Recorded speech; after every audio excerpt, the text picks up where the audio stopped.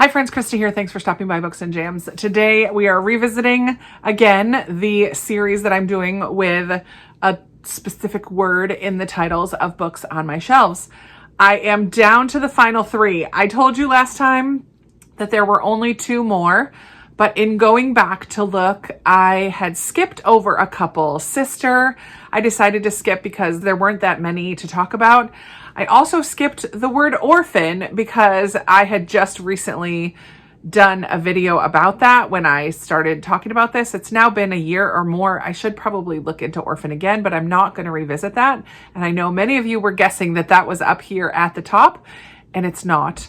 And then the third word that I skipped is the one we're actually going to talk about today, and that is life or lives. And I thought I had just a few of these, and it turns out I have quite a bit. So this is my now 3rd place word, and then we still have 2 more after this. But today we're going to be talking about books on my shelves with the word life or lives in the title. Some of the books have the word life or lives in the subtitle, and so we will be talking about those as well. I probably could have left all those out, but I just decided to keep them in just so that I could talk about more books with you. But I do have 5 books that I have read already, because I always do like to highlight a few that I've read already, that I've kept, that have stayed on my shelves. But then I do have 24 books that I have not yet read that I'm going to be telling you about. So today I'm not going to be taking too much time with each of these books, but I will give you a brief sentence or 2 about them. Let's start with the 5 books that I've read already. One that I have in my favorites basket of the year so far is Ship of Magic. This is part of the Live Ship Traders trilogy by Robin Hobb, the second trilogy in her Realm of the Elderlings. Fantasy, lots of character work. I absolutely loved it. It helped get me out of a slump in April. I also have The Storied Life of A.J. Fikry by Gabrielle Zevin. Really enjoy this one about a bookshop owner who has a surprise in his bookshop one morning, and has to figure out what to do about that. My first Ellen Marie Wiseman book was The Life She Was Given, and this is about a little girl who is really not liked by her family, and they end up selling her to a circus for certain reasons that I don't want to tell you because it kind of gives things away. But yeah, this was my first Ellen Marie Wiseman, and I was hooked. That was a fantastic read.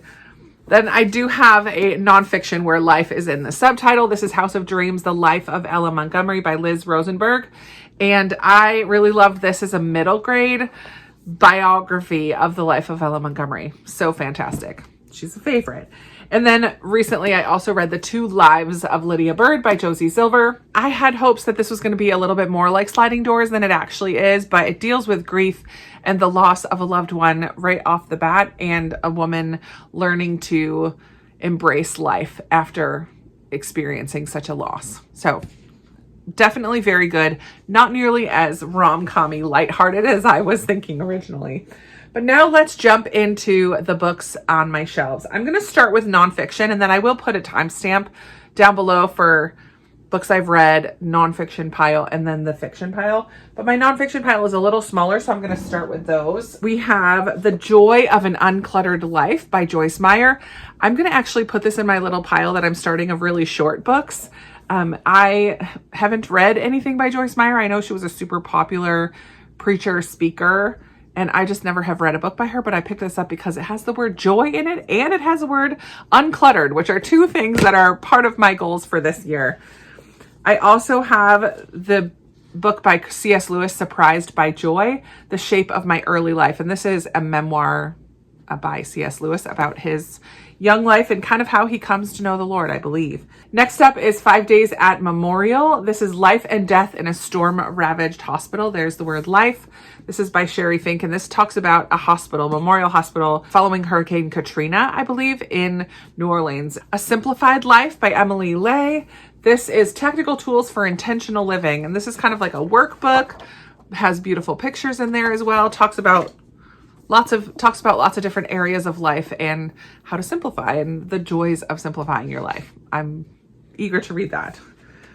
I have a memoir sort of by Knox McCoy, who is one of the hosts of the Popcast. And this is The Wandering Years, How Pop Culture Helped Me Answer Life's Biggest Questions. So it's in the subtitle there. Don't Overthink It by Anne Bogle is up next. And in the subtitle, it's Make Easier Decisions, Stop Second Guessing, and Bring More Joy to Your Life. There's the word life there. Most of these nonfiction have the word life in the subtitle. This is The Fight to Flourish by Jenny Lusko. And it's engaging in the struggle to cultivate the life you were born to live. So kind of in there twice. Beautiful cover of that one. And then Hope Again by Charles Swindoll, When Life Hurts and Dreams Fade. I should have read this last year when I was thinking about hope a lot. And then my last nonfiction book is The Jesus-Centered Life, The Life You Didn't Think Was Possible and with the Jesus That You Never Knew by Rick Lawrence. And now we will switch to fiction reads. Oh, actually, I do have one more nonfiction that I'm currently reading. The Secret Lives of Booksellers and Librarians. True Stories of the Magic of Reading by James Patterson. I'm taking my time with this one because I'm in the middle of 3 nonfiction right now. So I'm not reading through this very quickly, but each chapter is written by a different librarian or bookseller and tells stories and about the importance of books and time spent in their place of work, and I'm loving it so far. I have the next 2 books in the Live Ship Traders series. So we have Mad Ship and Ship of Destiny. Both of these are with like the older, more vintage looking covers. Kind of fantastic. And also, what? These are by Robin Hobb, and I already talked about Ship of Magic, but those are the next 2 in the series. The last one I have with the word lives is The First 15 Lives of Harry August by Claire North. I just recently got this on my trip to New York City, and it is one of the first books that I added to my want to read list from BookTube days. Excited to someday get to that. I have 2 Mitch Albom books. This is one of the only ones where life is part of another word. So I have The Stranger in the Lifeboat by Mitch Albom. I've heard good things about this author, especially this book, Tuesdays with Maury, an old man, a young man, and life's greatest lesson. So many of you want me to read this. I need to put it with my short books, I guess, because this is a super short one as well. Then we have The Way Life Should Be by Christina Baker Klein. She's kind of hit or miss for me. Originally in New York City, Angela is not really thrilled about her life, and she decides to pack it all up and move to Maine. It'll be about that change of life. Then we have The Secret Life of Albert Entwistle by Matt Cain. This obviously is going to have an elderly main character. It's going to have British humor in it, which I love. In a wonderfully life-affirming and surprising story of human connection and second chances, a shy 60-something postman opens his heart to love again, transforming the lives of those around him. Oh, my heart. I love the sound of that one. A rather recent pick for me from Book of the Month is The Life Impossible by Matt Haig. I really don't know too much about it. I really have enjoyed some of his books before, so I picked up this one too. What looks like magic is simply part of life we don't understand yet. Filled with wonder and wild adventure, this is a story of hope and the life-changing power of a new beginning. I have not heard the greatest response from people, reviews from people about this one, but I'm still curious enough to keep it on my shelves for sure. I feel like this one has made the cut with some hauls in the past. Even though I have read the first chapter and wasn't totally pulled in, this is The Melancholy Life of Annie Astor by Scott Wilbanks. And this is about a woman who has a letterbox in her backyard that's actually a portal of some sort.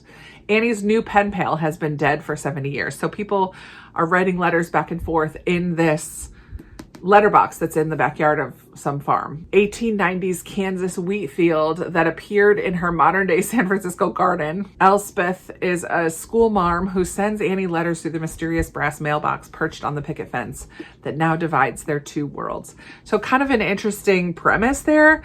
I'm curious enough to keep it. We have The Life Intended by Kristen Harmel. This is one of her backlist titles for sure. In New York City, we follow a music therapist named Kate.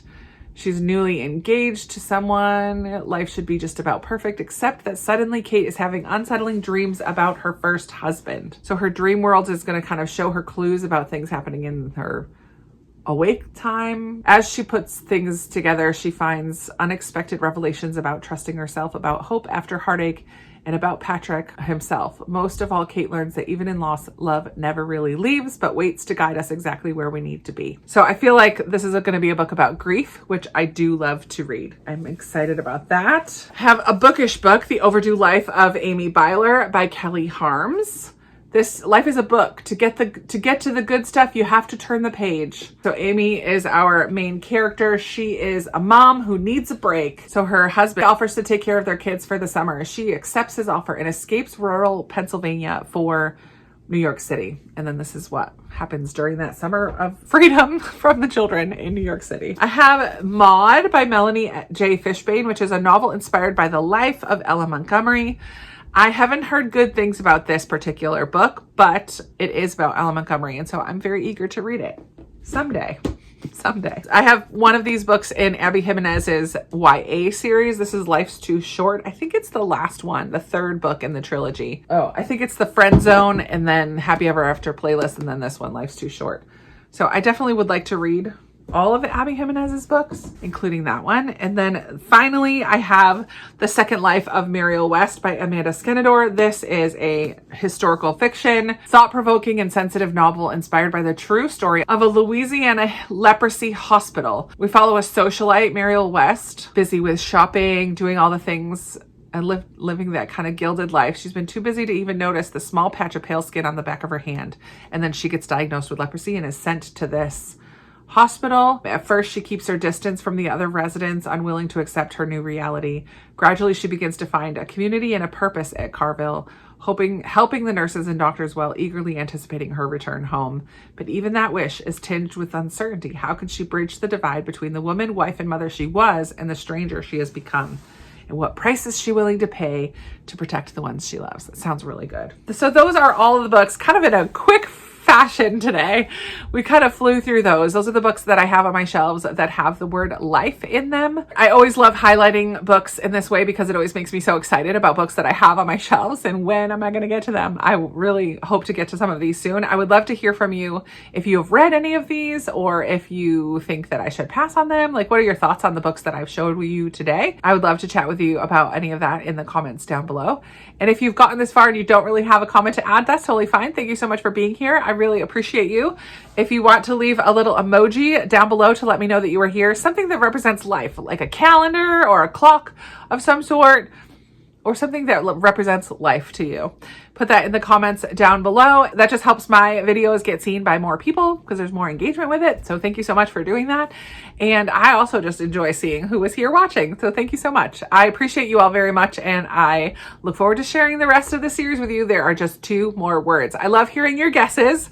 I'm not going to tell you the answer, but I have told you today that orphan is not one of them. So there are 2 words left to highlight on my shelves. And we will get to those in the very near future. All right, that's going to be all today. Thank you so much for watching. I'll talk to you soon. Bye.